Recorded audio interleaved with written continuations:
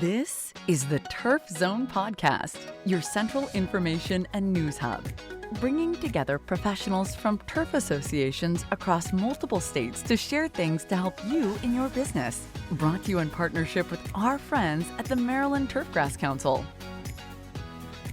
This episode is sponsored in part by Sod, world-class service on demand. Visit us online at www.buysod.com. Now, let's get in the zone. Welcome to the Turf Zone. In this episode, we feature an article titled Dancing Elves, Bad Luck, and Hexen Ring, aka Fairy Rings, written by Peter H. Dernoeden, Ph.D., Professor Emeritus, University of Maryland. The cause of fairy rings was the subject of much folklore in Europe in medieval times. Most agreed that the rings likely were caused by elves dancing in rings, but Germans thought that they were burned into the ground by dancing witches. Hexen Ring. Entering a ring could result in very bad luck, including loss of an eye or even crumbling into dust. This was especially true on Halloween. Children could avoid trouble after entering a ring by running around the ring 9 times. 10 times could put you into much more trouble. More scientifically oriented 19th century Americans attributed the rings to the activities of ants or snails or perhaps lightning. Shantz and Pi Mazel excavating fairy rings in eastern Colorado in 1917 were the first to suggest that fairy rings killed vegetation by rendering infested soil impermeable to water. Even today, the presence of fairy rings conjures interest and mystery until they start killing your grass. Fairy rings are commonly found in turf and pastures and may be caused by 50 or more species of fungi. Fairy ring fungi belong to a group known as the basidiomycetes, or mushroom fungi, which includes puffballs. Among the more common mushrooms associated with fairy ring are Agaricus ssp, which are closely related to the fresh white mushrooms you buy in the grocery store. Lycoperdon spp and Vacellum sp, known as puffballs, are the primary cause of fairy rings on golf greens. There are many other basidiomycetes commonly found around homes, golf courses, mulched and wooded areas, including bract polymores, major wood rotters, bird's nest, club, toothed, earth stars, morels, stinkhorns, jelly fungi, and artillery fungi. The basidiomycetes play a major role in nature through their ability to degrade organic matter. In particular, they break down the toughest type of plant organic matter called lignin. Lignin is the strengthening material in cell walls, and it occurs in its largest amounts in wood. Most of the fungal body, a network of filaments called mycelium, of a fairy ring resides in thatch and below ground. At some point in time, usually beginning with warmer, rainy weather in spring, these fungi produce above-ground, spore-producing fruiting bodies, i.e., basidiocarps, mushrooms, and puffballs. The entire reproductive process remains a mystery to this day. Specifically, how can a mass of mycelium in soil transform itself to produce elaborate, fleshy, above-ground reproductive structures? The typical mushroom has a cap and a stem. The underside of the mushroom cap is composed of gills, upon which spores are produced. Puffballs do not produce caps and spores, and are born within white, fleshy, and egg-shaped fruiting bodies. Puffballs often have fleshy warts or spines on their surfaces. Mushrooms and puffballs turn brown as they age, and when they crack or are crushed, they release large numbers of spores. Spore color is helpful in identifying basidiomycetes. They can be white, yellow-brown, pink, purple-brown, or black. Spores, or transport of infested soil, spread fairy ring fungi, but it remains a total mystery how a single spore of fragment of mycelium can give rise to perfect green circles or sickle-shaped arcs in turf. Somehow the fungus initiates growth at a central point via spores or mycelial fragments and continues outward in all directions, i.e., radial, at an equal rate. The presence of fairy rings can remain evident all year, especially in lawns. It's not unusual for rings to disappear and then reappear at a later time. They are more notable and numerous in wet years, but are most destructive when weather conditions become hot and dry. Fairy rings are among the most destructive turf diseases, but they are not pathogens.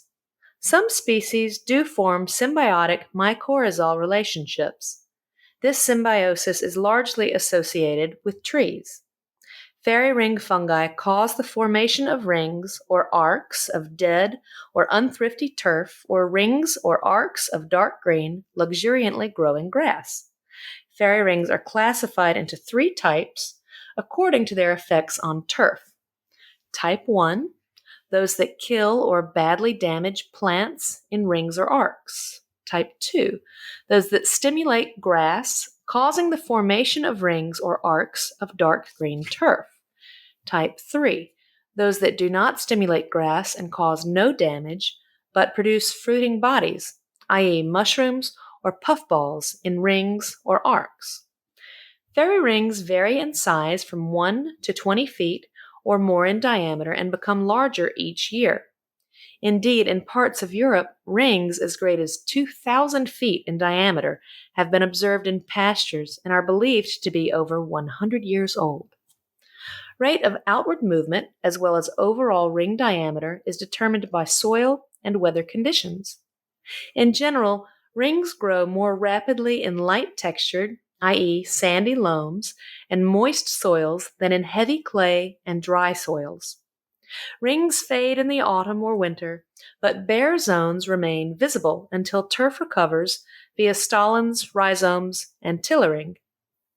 Fairy rings are most conspicuous during hot and dry summer periods, but can fade rapidly with the advent of rainy weather.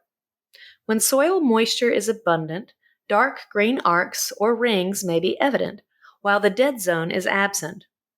With the advent of warm to hot and dry weather, however, the dead zone appears. The most destructive rings are of the Type 1 variety. Type 1 rings are very common in lawns and on golf courses. In lawns, roughs, and fairways, Type 1 rings initially appear as circles or arcs of dark green grass, but the dead zone does not appear until dry periods in summer. Classic Type 1 rings are distinguished by 3 distinct zones: an inner, lush zone where the grass is darker green and grows luxuriantly, a middle zone where the grass may be wilted or dead, and an outer zone in which the grass is slightly, i.e. less lush versus inner green zone, stimulated and darker green. The distance from inside of the inner zone to outside of the outer zone may range from a few inches to a foot or more wide. The distinct double green zones with a dead zone are uncommon on golf greens. On greens, a single green zone usually develops first, which may or may not wilt and develop a dead zone. Darker green, stimulated zones classic to higher cut lawns and roughs are usually the result of the breakdown of organic matter, which releases nitrogen and results in more vigorous leaf growth. The outer green zone is caused by the breakdown of thatch and organic matter by the fairy ring fungus, which liberates nitrogen. The inner green zone, which is wider and more prominently dark green, develops in response to the release of nitrogen as bacteria and other microbes degrade aging or dead mycelium of the fairy ring fungus. Mushrooms or puffballs are produced at the junction of the bare and outer green zones. Rings, however, may produce few or no mushrooms, especially on golf greens. Type 2 fairy rings are commonplace and can appear in early spring and remain evident until winter. Type 2 rings tend to come and go, but are most prevalent during wet summer periods. Type 2 fairy ring can develop into a Type 1 fairy ring during hot and dry periods. Fruiting bodies develop within the darker green zone following rainy weather in summer. Type 3 rings of mushrooms or puffballs growing in a ring or arc are mostly found in infrequently mowed fields and lawns, and usually appear rapidly after a rainy period. Classic Type 3 rings generally do not develop a stimulated green zone. In lawns, roughs, and pastures, a fairy ring is broken when its mycelium encounters an obstacle such as a rock, pathway, or unfavorable soil condition. In general, two fairy rings will not cross one another. That is, at the point of intersection, the growth of each ring stops. This obliteration at the point of contact is caused by the production of self-inhibitory substances, which also antagonize other members of the same or different microbial species. On slopes, the bottom of a ring usually is open, giving the appearance of an arc or crescent. This may be due to the downward movement of self-inhibitory metabolites that prevent development of fungal mycelium on the lower side of the ring. When a plug of soil is removed from the edge of an active fairy ring, a white thread-like network of mycelium sometimes may be seen in the thatch layer or clinging to soil or roots. When environmental conditions are optimal for fungal growth, white mycelium may be seen on the surface of the thatch layer. Oftentimes, however, no mycelium is evident in the soil or thatch. Fairy ring-infested soils, however, invariably have a mushroom odor, even if fungal mycelium is not evident. In all turfs, to include greens, thatch layers in active rings are light brown or fawn-colored rather than the more normal dark brown color. Type 1 fairy ring fungi kill turf primarily by rendering infested soil impermeable to water, i.e., hydrophobic, and plants die from drought. It is quite characteristic for grass on the outer edge of the dead zone to initially display the blue-gray color of wilt before dying. Very high concentrations of ammonia have been measured, Dr. Mike Fidanza, UM, Ph.D., in the wilting zone of type 1 fairy rings, and levels can be toxic enough to cause turf death. This is most notable during rainy periods following a nitrogen fertilizer application. The rapid release of ammonium via the degradation activities of fairy ring fungi causes is a brilliant flaring at the outer periphery of the ring. Some fairy ring fungi are known to produce compounds toxic to roots such as hydrogen cyanide. It is likely, however, that the most damage to turf can be attributed to the fungal mycelium, either by its physical presence or as a result of organic hydrophobic compounds released as older or dead mycelium is degraded by microbes, rendering soil hydrophobic. The resulting hydrophobic conditions render soil impervious to water penetration, i.e., rainwater runoffs, and dead zone plants simply die of drought. Probing will reveal that soil in the dead zone is bone dry. Prostar flutalonil was the first fungicide labeled for control of fairy ring. Over time, it was shown that DMI SI fungicides, e.g. Balaton, Mirage, Torque, Tourney, Trinity, others, note Banner Max, propiconazole is not labeled for fairy ring control. Strobilurin's Heritage, Insignia, others, Affirm, Endorse, and Velista are also effective. Research has shown that it is not necessary to core prior to applying fungicides, targeting fairy rings preventatively on golf greens. It is important to note that most successful fairy ring fungicide programs begin in spring with the routine use of soil wettings prior to the appearance of fairy ring activity. Good fairy ring suppression has been reported by applying an appropriate fungicide in a high water volume, i.e., greater than 100 gallons of water per acre, or by simply watering it off foliage. This may be because puffball fairy ring fungi common in golf greens grow closer to the surface. The depth of fungal growth is difficult to estimate. One way to check is to collect a cup cutter or profile sampler plug from within an active, green, not dead area ring.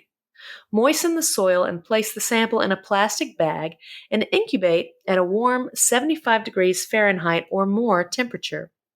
Mycelium may be evident within 24 to 48 hours, thus giving an indication of the depth of fungal growth and therefore the depth to which a fungicide should be watered in. Stephen McDonald, Master of Science from President of Turfgrass Disease Solutions, has offered effective fairy ring suppression and control in sand-based golf greens, as well as tees and fairways grown on native soils, using a DMI-SI in spring. Fungicides should be applied twice, about a month apart, once soil warms to about 65 degrees Fahrenheit for 4 or 5 days, normally May, and again in June. Steve cautions that some DMIs can have a negative growth suppression or discoloration effect, i.e. stunting and a blue-gray discoloration response. Similar results can be achieved by rotating in one of the other aforementioned non-DMI SI fungicides. As I have observed over the decades, different chemistries can work differently for different golf courses. Most superintendents need to do their own on-site testing to find these chemicals that work best on their golf course. As noted above, effective fairy ring control in greens is dependent on being on a routine soil wetting agent program by mid-May. If green rings appear in the absence of a wetting agent program, it now becomes essential to include a wetting agent combined with coring in a curative program involving fungicides. Wetting agents aid water infiltration by breaking the surface tension of hydrophobic soil. This method of control involves a combination of core or solid tine aeration, deep watering, and use of soil wetting agents. Aeration is beneficial since it opens surfaces and aids in the penetration of air and water. The entire area occupied by the ring, to include a 2-foot periphery beyond the ring, should be cored on 2 to 4 inch centers. The area should be treated with a soil wetting agent plus an effective fungicide and then irrigated so that water penetrates to a depth below the hydrophobic zone, about 4 to 6 inches in depth. It should be noted that tank mixing a DMI-SI fungicide with a wetting agent can result in enhanced discoloration or even a phytotoxic response. Hence, an alternative fungicide, e.g. Affirm, Heritage, Insignia, ProStar, etc., noted above could be recommended when curatively mixing a fungicide with a soil wetting agent. The role of the wetting agent is to facilitate entry and percolation, but caution is needed to ensure chemical is not moved below the effective zone. Follow-up applications of fungicides likely will be needed on 2 to 4 week intervals until ring wilting no longer occurs. The ring area should be retreated in a similar fashion at the earliest indication of drought stress. That is, repeat the process whenever the dark green grass turns blue-gray and begins to wilt. Even using a pitchfork to create openings is preferred to not creating any holes at all. For lawns, the old idea of using wetting agents and injecting water into wilted areas does not work. In my own experience, I have found that drenching a fairy ring in spring with a DMI, e.g. Balaton and others, before there is any wilt, works really well. The procedure simply involves mixing a few ounces of fungicide and liquid soap, like Joy, in a bucket of water and drenching the outer perimeter of the ring. Homeowners will need to work with an LCO to get the job done properly. Mushrooms are beautiful gifts from nature and serve many beneficial purposes. Most importantly, these fungi are major contributors to the breakdown of dead organic matter. Along with other microbes, the basidiomycetes slowly and inexorably degrade wood lignin and remove all traces of dead plant life and return it to soil. Some mushrooms are edible and delicious. Some can give you a bellyache or even kill you. Others, upon consumption, can send you on a magical mystery tour. Unfortunately, Botanical taxonomists are no longer trained or available to identify mushrooms or any other forms of unusual plant life. Their demise is the direct result of our land-grant agricultural university system to give way to molecular biology to solve all unknowns. Bottom line, never eat mushrooms gathered from outdoors. For all resources associated with this article, check out our show notes. Don't miss an episode. Subscribe on Apple Podcasts, Spotify, or wherever you get your podcasts. You can also visit us at theturfzone.com. You've been listening to The Turf Zone. Thank you to our sponsors, including Buy Sod, world-class service on demand. Visit us online at www.buysod.com. For more episodes of The Turf Zone, visit theturfzone.com and subscribe on Apple Podcasts, Stitcher, or your favorite podcast app.